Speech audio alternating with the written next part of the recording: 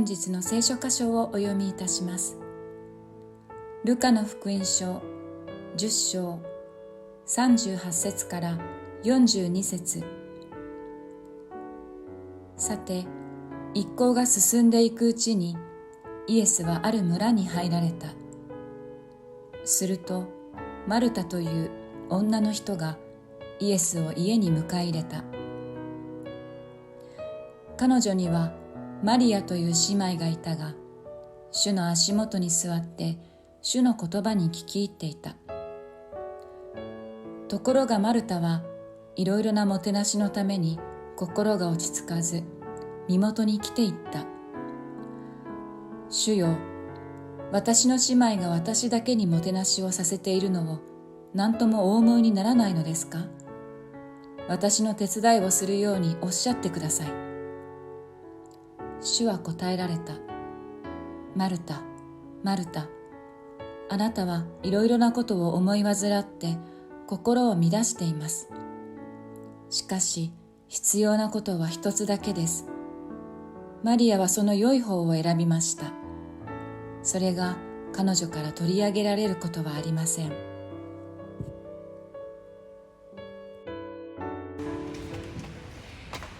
안녕하세요. 진짜냐? 今日の箇所にはマルタとマリアという姉妹が出てきます。 오늘의 본문에는 마르나와 마리아라는 자매가 나옵니다.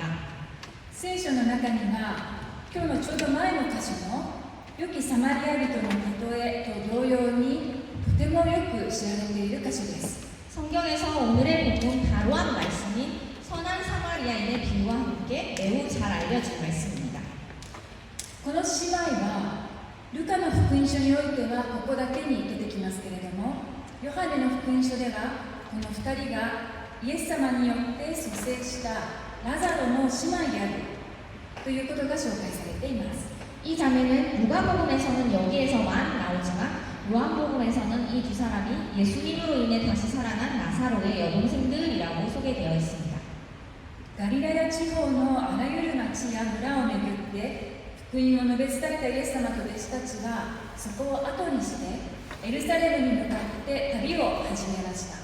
갈릴리 지방의 모든 마을을 돌아다니며 복음을 전했던 예수님과 제자들은 갈릴리를 기로하고 예루살렘을 향해 여행을 시작했습니다. イエス様のエルサレムに向かう旅、これが意味するものは何でしょうか？ 예수님의 예루살렘을 향한 여행, 이 의미하는 것은 무엇일까요? ルカの福音書の9章の51節には次のようにあります。 누가복음 9장 51절에는 다음과 같이 기록되어져 있습니다. さて、天に上げられる日が近づいてきた頃のことであった。イエスは御顔をエルサレムに向け、毅然として進んで行かれた。 예수께서 승천하실 기약이 차감해 예루살렘을 향하여 올라가기로 굳게 결심하시고 それは天に上げられる日、つまり十字架による死、復活、昇天が近づいてきていたことを知り、エルサレムに進んでいる道、十字架に向かう旅ということです。 승천하실 기약, 즉 십자가에서 죽으시고 부활하시고 승천하실 때가 가까이 왔다라는 것을 아시고 예루살렘으로 향하는 길, 십자가를 향하는 여행을 시작하셨다라는 뜻입니다. そしてこの旅ではイエス様による弟子訓練が続けられていました。 그리고 그 여행에서 예수님의 제자 훈련은 계속되었습니다. このイエス様と一行はこの旅の途中にこのマルタとマリアが住む村に寄ったんです。 예수님 일행은 그 여행 도중에 이 마르다와 마리아가 사는 마을에 들린 것입니다. 今日の箇所の38節を見てください。 오늘의 본문 38절을 보시겠습니다. さて、一行が進んでいくうちにイエスはある村に入られた。するとマリアという女の人がイエスを家に迎え入れた。 그들이 길 갈 때에 예수께서 한 마을에 들어가심에 마르다라 이름하는 한 여자가 자기 집으로 영접하더라. ここではマルタがイエス様を迎え入れたとあって調べてみると言語でもそのように書いてあることを知りました。 여기서 마르다가 예수님과 제자들을 영접하였다라고 되어 있어서 원어 성경을 찾아보았는데 거기에도 똑같이 이렇게 쓰여져 있다라는 것을 확인했습니다. ルカは弟子たちと一緒のイエス様ではなくて、イエス様とマルタとマリアという姉妹にフォーカスして、イエス様に仕える心について書き残したかったのでしょう。 루가는 제자들과 함께인 예수님이 아니라 예수님과 마르다, 마리아라는 자매에게 포커스를 맞추고 예수님을 섬기는 마음에 대해 쓰고 싶었던 것이 아니었을까 합니다. マルタは家にお招きしたイエス様に最高のおもてなしをしようと準備をし始めました。 마르다는 집으로 초대한 예수님께 최고의 대접을 하려고 준비를 시작했습니다. 一方マリアはイエス様の足元に座って主が話される言葉を聞いていました。 한편 마리아는 예수님의 발치에 앉아 주님께서 하시는 말씀을 들었습니다. マルタも最初はマリアがしばらくしたら手伝いに来てくれると思っていました。 마르다도 처음엔 조금만 있으면 마리아가 도우러 올 거야 라고 생각했습니다. しかし一向にそんな気配がないマリアにマルタはだんだんイライラし始めます。 하지만 조금도 그럴 낌새가 없는 마리아에게 마르다는 점점 화가 나기 시작했습니다. マルタはイエス様に喜んでもらいたくて豪華な食事の用意をその準備をしようとしましたが、何も手伝いもせずイエス様の話を聞いているマリアに苛立ってきました。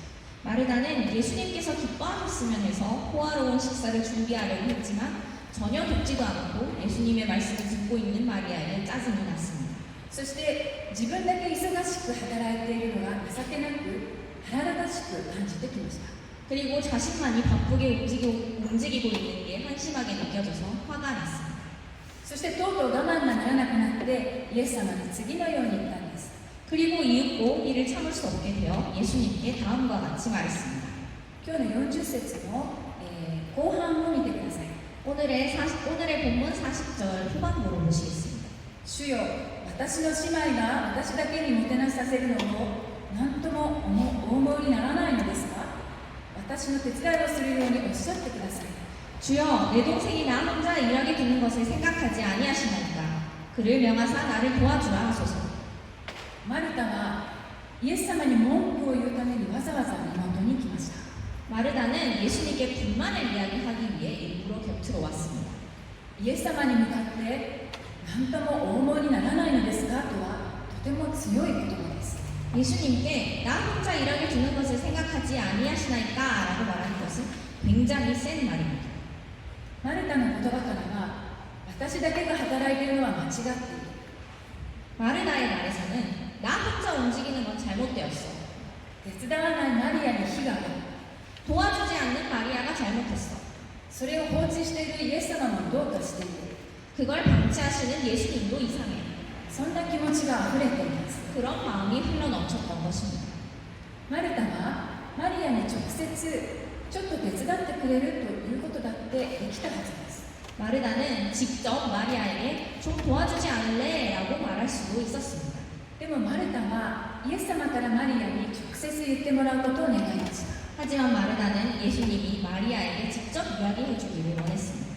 マリアが自分の非を認めるためにはイエス様から彼女に言ってもらう方がより効果的だと考えたからでしょう。 마리아가 잘못을 인정하게 하기 위해서 예수님이 마리아에게 말씀하시는 게 더욱 효과적이었다라고 생각했기 때문이었습니다. マルタの言葉からは私は正しいという強い意志を感じます。 마르다의 말에서부터 우리는 그녀가 내가 맞아, 내가 올바라 라는 강한 의지를 느낄 수 있습니다. するとイエス様はマルタの名前を呼び次のように言われました。 그러자 예수님은 마르다의 이름을 부르시며 다음과 같이 말씀하십니다. 41節、主は答えられた。マルタ、マルタ、あなたはいろいろなことを思い煩って心を乱しています。 41절에 주께서 대답하여 이르시되 마르다야 마르다야 내가 많은 일로 염려하고 근심하나 マルタ、マルタと名前を繰り返して呼ぶイエス様の声には愛と優しさが込められています。 마르다야 마르다야 하고 이름을 반복해서 부르는 예수님의 목소리는 애정이 가득 담긴 상냥한 목소리였습니다. イエス様はマルタを決して責めずにあなたはあれもこれもと心配して混乱しているよとマルタの状態を客観的に伝えます。 예수님은 마르다를 결코 책망하지 않으시고 너는 이 일 저 일로 걱정하며 혼란스러워하고 있구나 하고 마르다의 상태를 객관적으로 말씀하십니다. マルタは自ら進んでもてなしをすることを自分で決めたはずでした。 마르다는 스스로 예수님께 나아가 예수님을 대접하겠다고 마음먹었을 것입니다. そのこと自体イエス様は喜んでくれたはずなんです。 그 자체로 예수님은 기뻐하셨던 것입니다. しかしマルタはイエス様におもてなしをするなら、お食事を出すなら最高のおもてなしをしたい、最高のものを出したいと頑張りました。 하지만 마르다는 예수님께 대접한다면, 식사를 내어드린다면 최고의 것을 내어드려야겠다라고 열심을 내었습니다. マルタは自ら進んでやろうと決めたことなのに、自分の思い描いたように進まないことに不安になっていました。 마르다는 스스로 하려고 정한 것인데 자신이 생각하고 그려온 대로 진행되지 않자 불안해졌습니다. 一緒に準備をしてくれると思っていたマリアは一切手伝わずにイエス様のそばでイエス様の話を楽しそうに聞いています。 함께 준비해 줄 것이라고 생각했던 마리아는 전혀 도와주지 않고 예수님 곁에서 예수님의 이야기를 즐겁게 듣고 있었습니다. イエス様はどうしてマリアに何も言わないのか、マルタには理解ができませんでした。 예수님은 왜 마리아에게 아무 말씀도 하지 않으시는지 마르다는 이해할 수가 없었습니다. マルタは進まない準備と変わらないマリアと気づかないイエス様にだんだんいたたまれなくなってイエス様に怒りをぶつけました。 마르다는 제대로 진행되지 않는 준비 과정과 변하지 않는 마리아, 신경 써주시지 않으시는 예수님은 점점 참을 수 없게 되어서 예수님께 화를 내었습니다. マルタ自身きっと最初はイエス様におもてなしできることが嬉しく喜びがあったでしょう。 마르다에겐 분명 처음에 예수님을 대접할 수 있어서 기뻐한 그 기쁨이 있었을 것입니다. しかしだんだん自分の存在がないがしろにされているような気がして無視されているような気がしてきたんです。 하지만 점점 자신의 존재가 없이 여겨진 것 같은 느낌이 들었고 무시당하고 있는 것 같은 기분이 들었습니다. マルタの心の中にはこのもてなしを通してすごいねと褒めてもらいたい思い、 마르다의 마음속에는 이 대접을 통해서 훌륭하구나 하고 칭찬받고 싶었던 마음, このもてなしを成功させて認めてほしいという思い、 이 대접을 성공시켜서 인정받기를 바란 마음과 でも思い通りにならない焦り、 그러나 생각한 대로는 되지 않아서 조바심이 났고 手伝わないマリアへの嫉妬、 이를 돕지 않는 마리아에 대한 질투, 何も言わないイエス様への苛立ち、 아무런 말씀도 하지 않으신 예수님을 향한 초조함이 このように本当にいろいろなことを思い煩っていたんです。 이렇게 다양한 것들로 그 속에서 고민하고 걱정하고 있었던 것입니다. そこにはマルタのうちに生まれていたイエス様をお招きできる嬉しさやおもてなしできる喜びがなくなっていました。 거기에는 마르다 안에 생겨났던 예수님을 초대하는 기쁨, 대접할 수 있다는 기쁨은 없어져 있었습니다. そんなマルタにイエス様は続けて大切なことをおっしゃいます。 그런 마르다에게 예수님은 이어서 중요한 말씀을 하십니다. 42節です。 42절입니다. しかし必要なことは一つだけです。マリアはその良い方を選びました。それが彼女から取り上げられることはありません。 몇 가지만 하든지 혹은 한 가지만이라도 족하니라. 마리아는 이 좋은 편을 택하였으니 빼앗기지 아니하리라 하십니다. いろいろなことで心を乱されていたマルタにイエス様は必要なことは一つだとおっしゃいました。 여러 일들로 마음이 어지러웠던 마르다에게 예수님은 한 가지만이라도 족하니라 라고 말씀하십니다. そしてマリアはその必要な一つの方を選んでいるのだとおっしゃったんです。 그리고 마리아는 좋은 그 중요한 한 가지를 택했다라고 말씀하십니다. 使える喜びを失っていろいろなことに思い煩っているマルタとマリアの姿はとても対照的でした。 섬기는 기쁨을 잃어버리고 여러 일들로 마음이 괴로운 마르다와 마리아의 모습은 대조적입니다. マリアはただイエス様の足元でイエス様の言葉を聞いていたんです。 마리아는 그저 예수님의 발치에서 예수님의 말씀을 들었습니다. 39節にある主の足元に座り主の言葉に聞き入っていたというマリアの紹介にも注目してください。 39절에 나오는 주의 발치에 앉아 그의 말씀을 듣더니 라는 마리아의 소개에 주목해 보기를 원합니다. マリアはイエス様を自分の主と認めてへり下り、イエス様の足元に座っていました。 마리아는 예수님을 자신의 주로 인정하고 겸손히 주님의 발치에 앉았습니다.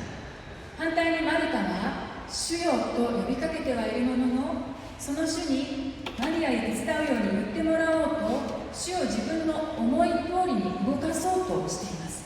반대로 마르다는 주여라고 부르고 있지만 그 주님께 마리아에게 도우라고 말하게끔 주님을 자신이 생각하는 대로 움직이게 하려고 했습니다. 主に対する姿も心も対照的なんです。 주님을 대하는 모습도 마음도 대조적입니다.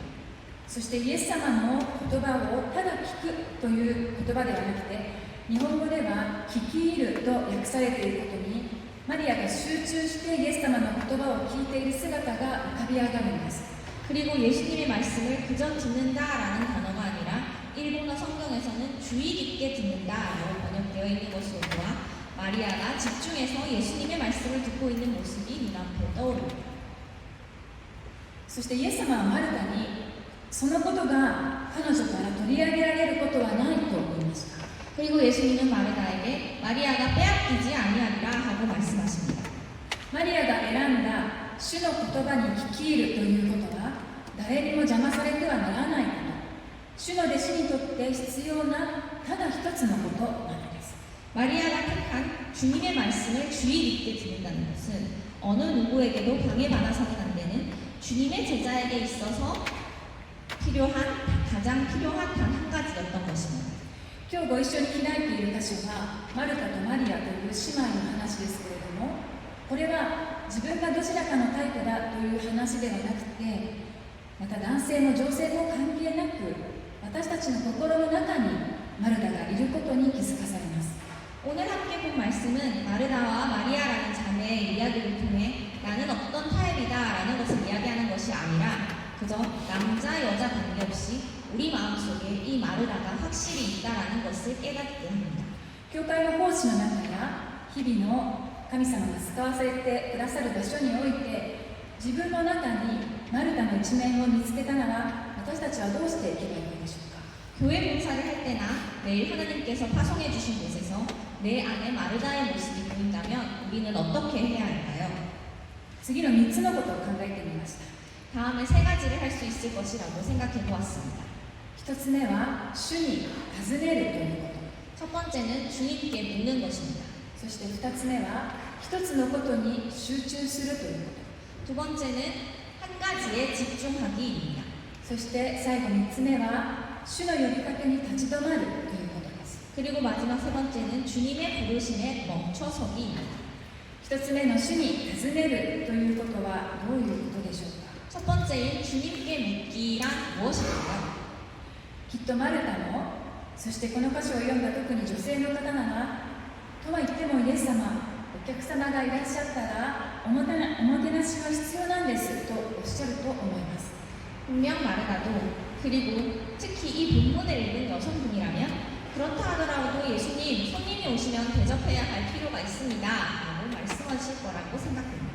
お客様がいらっしゃったのに、みんながみんなマリアみたいに座ってたら、誰が食事の準備をするんですか。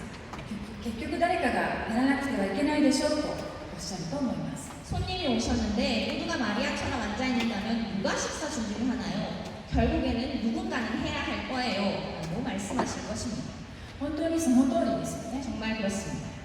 でもマルタは、せっかくイエス様がいらっしゃるのだから、これもしたい、あれもしたいと過剰にもてなしました。 하지만 마르다는 기왕 예수님이 오셨으니까 이것도 하고 싶고 저것도 하고 싶다 하며 과하게 대접했던 것입니다. イエス様はそこまでのことを求めておられたのでしょうか。 예수님은 그렇게까지 바라셨을까요? イエス様はただマルタとマリアの姉妹とゆっくり話をしたかっただけなのかもしれません。 예수님은 그저 마르다와 마리아 자매와 느긋하게 대화하고 싶으셨던 것인지도 모릅니다. 食事が交わりを豊かにすることはもちろんありますが、過剰なおもてなしはコミュニケーションを壊してしまうことがあるんです。 식사가 교제를 풍성하게 하지만 과한 대접은 커뮤니케이션을 망가뜨리기도 합니다. イエス様はマルタのもてなしのところをもちろん嬉しく受け取っていました。 예수님은 마르다의 대접하고자 하는 마음을 물론 기쁘게 받으셨습니다. でも過剰なもてなしの中でイエス様と姉妹の交わりにはその家の主人であるマルタがいない状態でした。 하지만 과한 대접 속에서 예수님과 자매의 교제 시간에는 정작 그 집의 주인인 마르다가 없는 상태였습니다. また姉妹の間に不和が見られる状態では最高のおもてなしは成立しないのです。 또 그리고 자매들 사이에서 불화가 보이는 상태에서 최고의 대접은 할 수 없습니다. イエス様のために何かをする、イエス様に喜んでもらうためにお仕えするということはとても大切なことです。 예수님을 위해 무언가를 한다, 예수님을 기쁘게 하기 위해 섬긴다라는 것은 매우 중요합니다.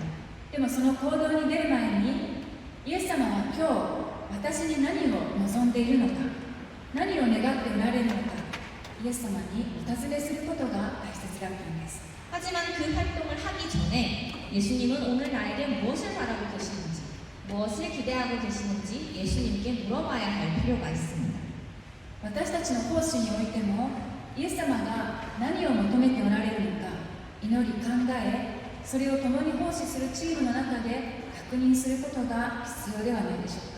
우리가 봉사를 할 때에도 예수님이 무엇을 바라고 계시는지 기도하며 생각해보고 그것을 함께 봉사하는 팀 속에서 확인해보는 것이 중요하지 않을까요? そうするときにコミュニケーションの不足によって引き起こされる人間関係の軋轢も早い時点でお互いに気づくことができると思うんです。 그렇게 할 때 커뮤니케이션의 부족으로 일어나는 인간관계의 충돌에서도 빨리 서로의 마음을 알아차릴 수 있을 것이라고 생각합니다.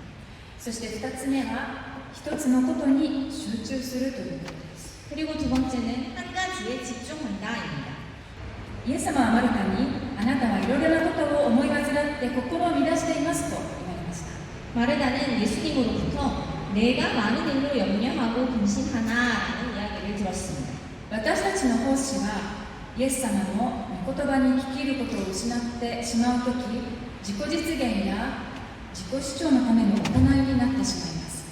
예수님의 말씀을 집중해서 듣지 못하게 될 때 우리의 봉사는 자아 실현이나 자기 주장을 하기 위해서 하는 것이 되어버립니다. そこにはその奉仕への評価によって自分を認めさせようとする傲慢な思いが伴うんです。 거기에는 그 봉사의 평가를 통해 자신을 인정하게끔 만드는 교만한 마음이 따라오게 됩니다. そして自分はこれだけやってるのにあの人はなんで何もやってないんだと人を裁くようになります。 그리고 자신은 이만큼이나 하고 있는데 왜 저 사람은 아무것도 하고 있지 않지? 하고 다른 사람을 정죄하기 시작합니다. もはや本当に喜んで仕える姿などどこにもなくなってしまうんです。 이제는 진심으로 기뻐하며 섬기던 모습은 어디에도 없습니다. 今言った奉仕についての言葉は以前自分自身がメッセージの中で語った言葉だったんですけれども、今回奉仕の備えをしながら以前のメッセージ集を見返す中で自分の言葉に心を槍で刺されるような思いがしました。 지금 말한 이 봉사에 대한 이야기는 이전에 제가 설교를 하며 이야기했던 것인데 이번에 설교 준비를 하기 위해 이전의 설교집을 다시 보면서 제가 했던 말에 마음을 창으로 찔린 것 같은 기분이 들었습니다. 神様の素晴らしさは知っている。御言葉が生きていることもよく分かっている。でも乾いた心に命の水が染み渡っていくように御言葉に聞き入ることができているのかと神様に問われたような気がしました。 하나님의 위대하심을 알고 있고 말씀이 살아있다라는 것도 알고 있지만 메마른 마음에 생명수가 스며드는 것처럼 말씀을 주의 깊게 듣고 있는지 하나님께서 제게 묻고 계신 것 같은 느낌이 들었습니다. 私たちの心は御言葉に真に触れられるときに息を吹き返すように回復します。 우리의 마음은 참으로 말씀에게 만져질 때 숨을 쉬듯 회복합니다. それはどんな食事よりもどんな薬よりも心を満たして傷を癒すんです。 말씀은 어떤 식사나 어떤 약보다도 마음을 채우고 상처를 고칩니다. マルタは初めに抱いたイエス様をご自宅に迎える嬉しさ、お使いできる喜びをすっかり失っていました。 마르다는 처음에 품었던 예수님을 자택에 초대하는 기쁨, 섬길 수 있는 기쁨을 완전히 잃어버렸습니다.準備を進めていくうちに、ただイエス様だけに向ける関心があちこちに揺れ動いて、思い煩い心を乱してしまったのです。 준비를 해나가는 중에 그저 예수님께만 향해야 하는 그 관심이 여기저기에 흔들리고 움직이고 근심 걱정에 마음이 혼란스러워졌습니다. イエス様はマリアの姿を通して、主に仕える喜びがどこから来るのか、マルタに伝えたかったのです。 예수님은 마리아의 모습을 통해 주님을 섬기는 기쁨은 어디에서 오는지 마리아에게 전해주고 싶으셨던 것입니다. それは主の御言葉に聞き入ることこそが、すべてのことに立ち向かう私たちの原動力となるからです。 주님의 말씀을 주의 깊게 듣는 것이 모든 것과 맞서 싸우는 우리의 원동력이 되기 때문입니다. そして3番目、主の呼びかけに立ち止まることです。 그리고 세 번째는 주님의 부르심에 멈춰서는 것입니다. マルタ、マルタと優しく2回名前を呼ぶイエス様は、マルタを愛しておられました。 마르다야 마르다야 하고 상냥하게 두 번 이름을 부르신 예수님은 마르다를 사랑하셨습니다. イエス様はマリアの信仰だけを褒めて、マルタの過剰なもてなしなど必要ないと冷たく言い放っているのではありません。 예수님은 마리아의 믿음만을 칭찬하고 마르다의 과한 대접은 필요하지 않다고 차갑게 말씀하시지 않으셨습니다. でもマルタがその奉仕を喜んでしていくことができるように、その心の在り方を知ってほしかったんです。 하지만 마르다가 그 봉사를 기뻐하며 할 수 있도록 그 본래의 마음을 알았으면 하셨습니다. 心を乱して喜びを失って人を非難するような思いの中で奉仕をするのではなくて、心から喜んで自発的にしてほしいと願ったからです。 마음이 혼란스러운 상태에서 기쁨을 잃어버리고 다른 사람을 비난하는 것 같은 마음으로 봉사하는 것이 아니라 마음으로부터 기뻐하고 자발적으로 하기를 원하셨던 것이기 때문입니다. 私たちも疲れて自分自身を見失ってしまうとき、イエス様が私たちの名前を2回続けて呼びかけるその声に立ち止まらなければなりません。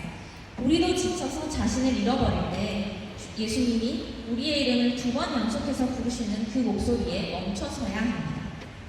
マルタ、マルタと主が呼びかけているところにご自分の名前を入れて読んでみることをお勧めします。 마르다야 마르다야 하고 주께서 부르시는 것처럼 그 이름에 자신의 이름을 넣어서 읽어보시는 것을 추천드립니다. 今一緒にやってみましょうか。 지금 같이 해볼까요? ここで一緒にやらないと多分やらないと思うので一緒にやりたいと思います。 아마 지금 여기서 안 해보시면 집에 가서도 안 하실 것 같아서 여기서 함께 해보겠습니다. いいですか。シーラ。見つよ見つよ。あなたはいろいろなことを思い煩って心を乱しています。しかし必要なことは一つです。ね、皆さんの声が小さいなと。 여러분의 목소리가 너무 작은 것 같아서 はい、どうしても必要なことは一つですとイエス様は言われました。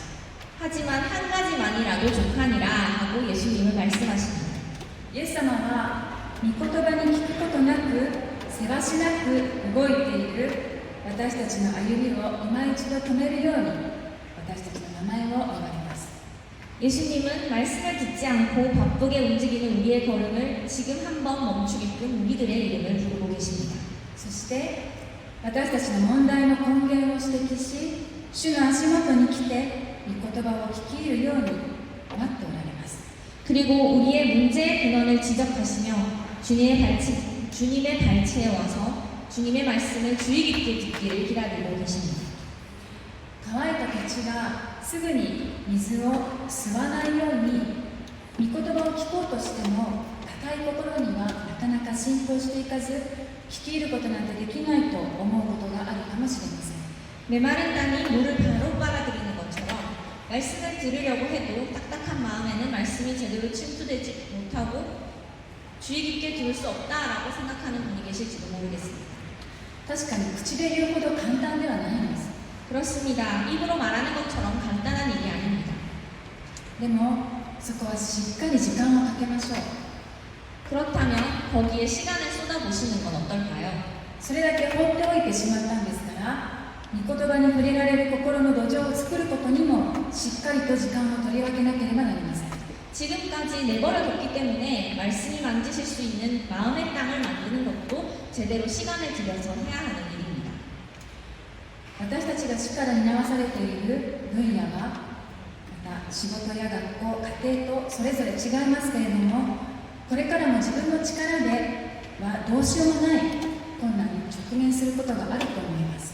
주님께서 우리에게 맡겨주신 분야, 일이나 학교, 가정 이런 것들은 각자 다르지만 앞으로도 내 힘으로는 어떻게 할 수 없는 고난과 우리는 직면하게 될 것입니다. でもそれがどんなことであっても私たち自身が落ち着いて御言葉に聞き入ることなしに解決がないということを今日の箇所から共に受け取りたいと願います。 그렇지만 그것이 어떤 일이더라도 우리 자신이 침착하게 말씀을 주의 깊게 듣지 않는다면 아무것도 해결되지 않는다라는 것을 오늘 본문에서 함께 배우기를 원합니다.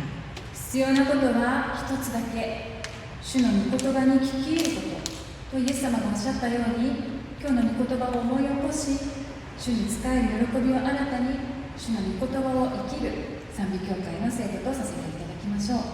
한 가지만이라도 족하니라. 주님의 말씀을 주의 깊게 듣는 것이라고 예수님이 말씀하신 것처럼 오늘의 말씀을 기억하며 주님을 섬기는 기쁨을 새롭게 하여 주님의 말씀으로 살아가는 찬양의 교회 성도들로 사모받기를 원합니다. お祈りします。 기도하시겠습니다. マルタ、マルタ、あなたはいろいろなことを思い煩って心を乱しています。しかし必要なことは一つだけです。 마르다야 마르다야 내가 많은 일로 염려하고 근심하나 몇 가지만 하든지 혹은 한 가지만이라도 족하니라. 愛する天の地なる神様、あなたの素晴らしい皆を褒めたたえます。 사랑하는 하늘의 하나님 아버지 당신의 위대하신 이름을 송축합니다. あなたに仕える喜びを失ってしまい、主に命令し、人を非難するマルタと同じ心が私たちのうちにも存在することを主よ、あなたに告白します。 당신을 섬기는 기쁨을 잃어버리고 주님께 명령하여 다른 사람을 비난하는 마르다와 같은 마음이 우리 속에도 있는 것을 주님 당신께 고백합니다. どうか憐れんでくださって、マリアが主の足元に座り、主の御言葉に聞き入ったように、私たちも主の御言葉を集中して聞くことができるように、どうぞ助け導いてください。 부디 우리를 긍휼히 여겨주셔서 마리아가 주님의 발치에 앉아 주님의 말씀에 귀를 기울인 것처럼 우리도 주님의 말씀을 집중해서 들을 수 있도록 우리를 도와주시옵소서. 私たちが担わせていただいている奉仕一つ一つにおいても、主が私たちの心を調べてくださり、主に尋ね求めていくことによって主が何を望んでおられるのか私たちに教えてください。 우리가 맡은 봉사 하나하나에 있어서도 주님께서 우리의 마음을 살펴주시고 주님께 물어봄으로써 주님께서 바라시는 것이 무엇인지 우리에게 가르쳐 주시옵소서. 私たちが主の御言葉によって回復され力を得るとき、そのすべてのことを通して主の皆だけが褒めたたえられますように。 우리가 주님의 말씀으로 회복되고 힘을 얻을 때 그 모든 것을 통해 주님의 이름만이 찬양되게 하여 주시옵소서. 感謝して愛する私たちの救い主イエス・キリストのお名前を通してお祈りいたします。 감사드리며 사랑하는 우리 구주 예수 그리스도의 이름으로 기도드립니다.